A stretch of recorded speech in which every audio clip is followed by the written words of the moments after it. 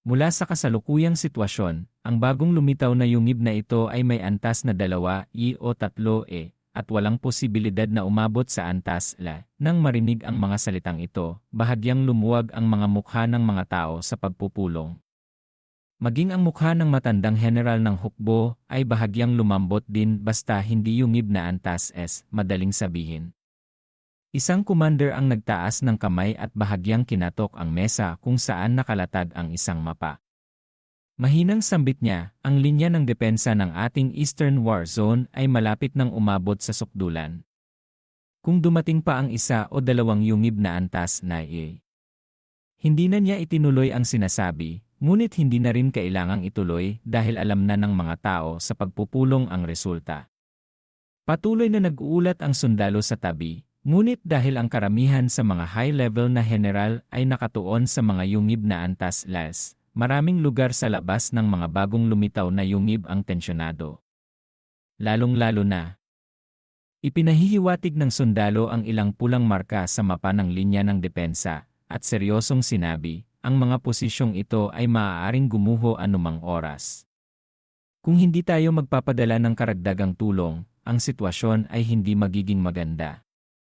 Tinitigan ni Sifu Hongfei, ang kataas-taasang commander, ang mapa ng linya ng depensa sa harapan niya. Itinuro niya ang isang mahalagang lugar at nagtanong, gaano karaming puwersa ang maaari nating ilipat sa ngayon? Tumayo ng tuwid ang sundalo at umiling, kakaunti lang. At kahit na mag-utos tayo ngayon, hindi ito makakarating hanggang bukas. Tiningnan ni Sifu Hongfei ang lahat, at sa huli ay itinuro ang isang pulang tuldok sa mapa. Kung gayon, haraan muna natin ang pinakamahalagang butas. Unahin nating palakasin ang Point AE. Nagpawis ang sundalo. Nag-aalala at nagmamadali din siya habang nag-uulat ng kasalukuyang apurahang sitwasyon. Kasabay nito, nagduda siya sa utos ni Sifu Hongfei. Sir, ang Point U ay mahalaga rin. Nagngangalit ang mga ngipin ni Sifu Hongfei at lubhang tensyonado ang kanyang mukha, ngunit sa kanyang malawak na karanasan sa larangan ng digmaan, kalmado siyang sumagot, alam ko. Ang mapa ng linya ng depensa ay napakalinaw. Sa mapa, ang Point E at U ay pinakamalinaw.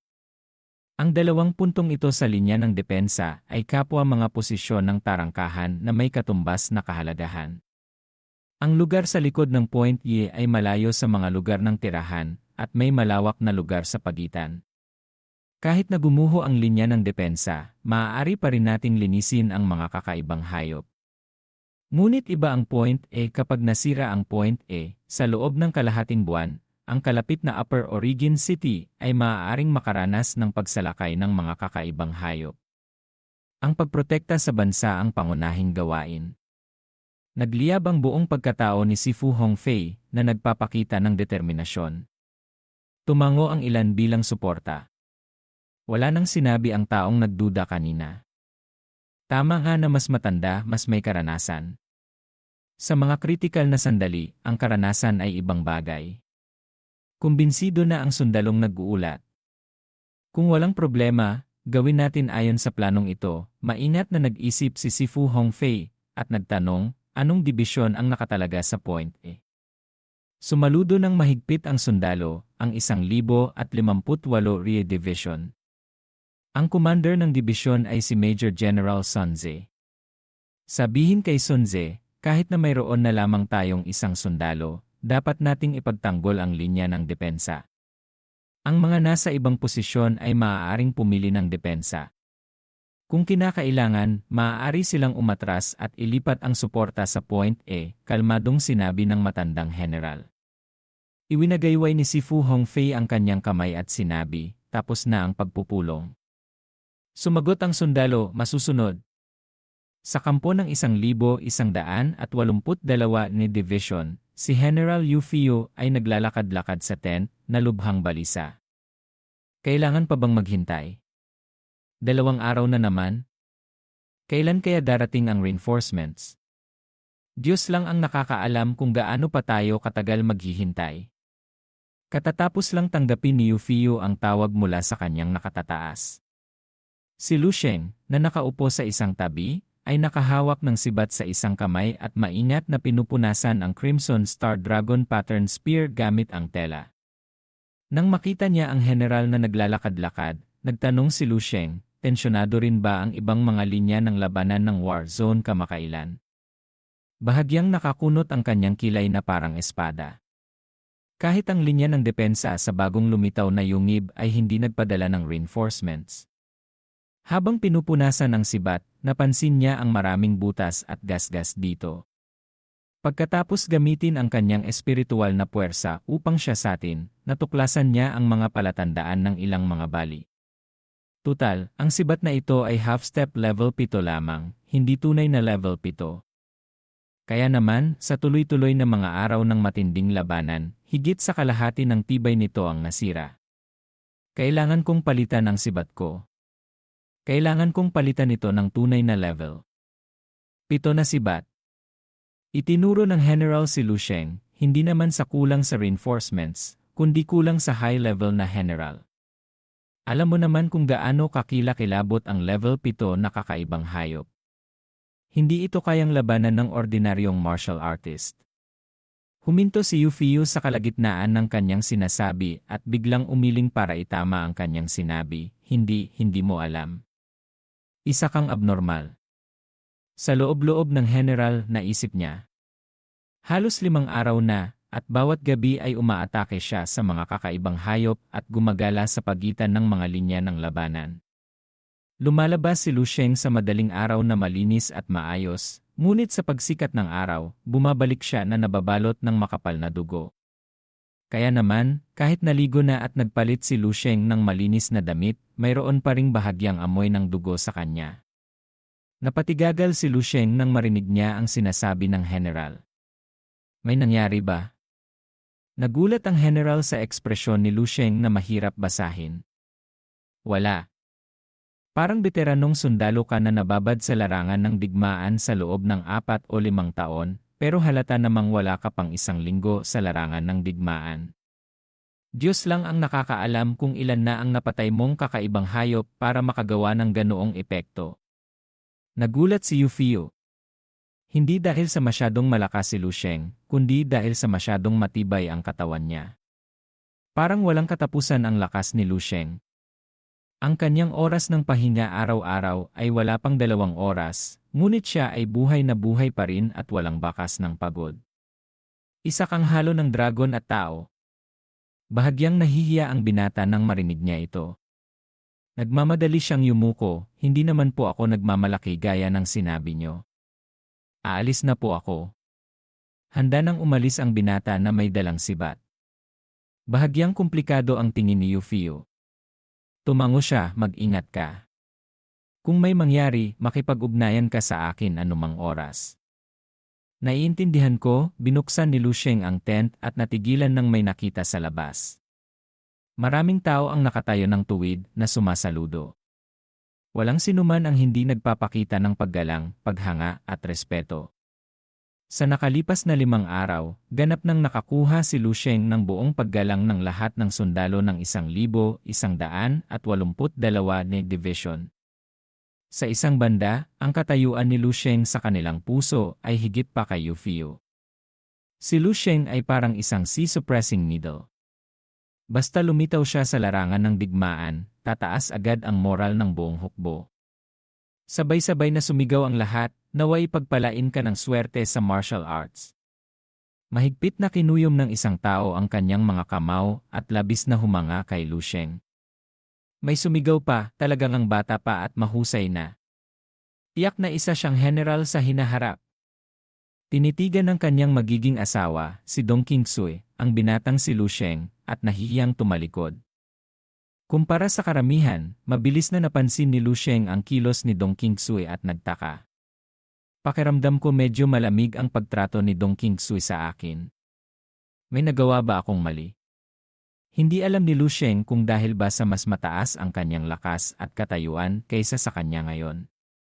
Nahihiyang lumapit si Lu Sheng para abalahin siya.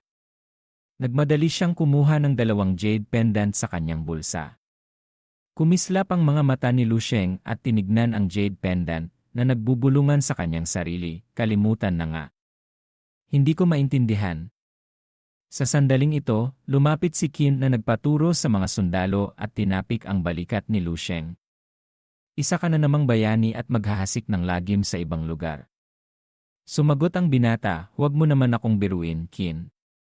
Inilagay ni Qin Xiaokun ang 2 jade pendant sa kamay niya. Qin Xiaokun, kunin mo ang 2 jade pendant na gawa sa pilak na mineral. Sabi ni Lu Sheng, ito ay maliit na regalo na ginawa ko sa aking sarili. Nakalimutan kong ibigay sa inyo noon. Pakiabot na lang kay Dong Qingsu. Kusang tinanggap ni Qin Xiaokun ang pilak na mineral na jade pendant na ibinigay ni Lu Sheng sa kanya. Hindi pa siya nakakareact nang patapikin ni Lu Sheng ang balikat niya bago siya tuluyang mawala. Nagulat si Qin Xiaokun. Umalis na siya. Tumingin si Qin Xiaokun sa direksyon kung saan umalis si Lu Sheng na kumukurap ng kanyang mga mata na may kaunting sorpresa. Pinagmasdan ni Qin Xiaokun ang 2 jade pendant at nagbulong, gawa niya ito. Kahanga-hanga. Hindi pa siya nakakapagmasid ng may lumitaw na figura sa kanyang harapan, ibigay mo sa akin. Kinuha ni Dong Qingsu ang jade pendant sa kamay ni Qin Xiaokun, nag-iwan ng malamig na pangungusap, anong tinitignan mo, at saka siya umalis. Nagtaka si Qin Xiaokun. Pagkalipas ng ilang sandali, galit na sumigaw siya, baliw ka ba, Dong Qingsu? Kahit sino pa ang magsabi kung ano, umalis si Dong Qingsu. Mahigpit na hinawakan ni Dong Qingsu ang jade pendant ni Lu Sheng. Kasabay nito, si Lu Sheng, na may hawak na sibat na may dragon pattern na Crimson Star, ay tumakbo sa naghihingalong kalye. Hindi niya pinalakas ang kanyang bilis sa maksimum, ngunit napakabilis pa rin niya. Nakikita lang ang kanyang anino na lumitaw at mawala, kasama ang alikabok na nililikha ng kanyang combat boots sa lupa. Bago sumiklab ang mga kakaibang hayop, isa itong kalye sa isang malaking lungsod. Dahil sa paglitaw ng mga kuwebang kung saan may halimaw, kinailangan lumikas ng lahat ng residente ng lungsod. Sa loob ng 100 taon, na-engulf ng alikabok ang dating maunlad na lungsod na ito. Sa lahat ng dako ay may mga bakas ng pagdaan ng panahon. Pinabagal ni Lu Sheng ang kanyang lakad sa mahabang daanan. Ang 2 panig niya ay mga wasak na matataas na gusali. Dati itong kalye ng mga tindahan sa sentro ng lungsod. Ang senaryo ay katulad sa base na may numerong 1,350. Ang pagkakaiba lang ay ang kalye na ito ay may matataas na damo at mga halaman. Ang mga halaman ay lumago ng husto sa loob ng ilang daang taon. Sa bandang huli, maaaring bumalik ito sa paraan noong sinaunang panahon. Habang dala ang sibat na may dragon pattern na Crimson Star, napansin niyang may kakaiba kaya natigil siya. Kinukuha ni Lu Sheng ang enerhiya mula sa kanyang isip. Mamatay kayo! Isang lalaki na nakasuot ng uniforme na punong-puno ng dugo at halos hindi na makilala ang mukha. Hawak niya ang mabigat na machine gun at nagpapaputok sa mga kakaibang hayop. Galit na galit ang lalaki at hindi alam kung tumatawa o umiiyak. Nakatayo lang ang 2 kakaibang hayop. Habang nilalawayan at dinilaan ang kanilang mga labi na sabik na kumakain sa lalaki. Mabilis na naubusan ng bala ang lalaki. Shit! Wala na akong bala. Ikinuyom ng lalaki ang kanyang kamao. Kung ganun, lalantad niya ang 8 granada na kasing laki ng itlog na ikinakabit niya sa kanyang dibdib. Mamatay kayong lahat kasama ko. Ang mata ng lalaki ay naging mapanganib. Nang susubukan na niyang bunutin ang pin sa granada, may tumigil sa kanyang katawan. Gumana ang espiritual na enerhiya para pigilan siya sa pagdalaw. Nabulol ang lalaki, hindi. Hindi ako makagalaw. Nanlaki ang mata ng lalaki na gulat at kumakawag, ngunit hindi niya makilos ang kanyang katawan. Nakita ng lalaki na papalapit na ang mga halimaw habang naglalaman ng kanilang laway ang bawat isa. Sa wakas ay natakot siya at nagpakita ng pagkadismaya sa kanyang mata. Nabuksan ang mata ng lalaki. Nang biglaang may lakas na puno ng espiritual na enerhiya na lumapit, sinabi ni Lu Sheng, huwag kang sumuko sa buhay. Hindi maintindihan ng lalaki ang nangyayari. Sa malamig na mata, tiningnan ni Lu Sheng ang mga hayop na namangha. Pagkatapos tumingin sa likod, nawala na ang ulo ng ilang hayop. Nabigla ang lalaki.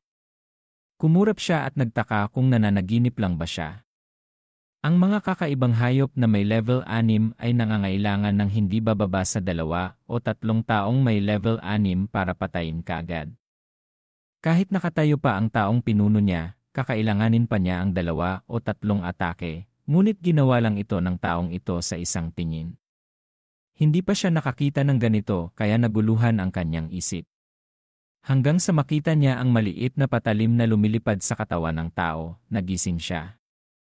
May dalang sandata na galing sa isip. Ganito kalakas ang kanyang isip. Hindi pa rin maintindihan ng lalaki. Saang dibisyon ka nang galing? Tiningnan ni Lu Sheng ang kapaligiran para magtanong. Naalala ang lalaki at tumayo ng tuwid para sumagot, ako ay Lade, Call. Silizikang mula sa 835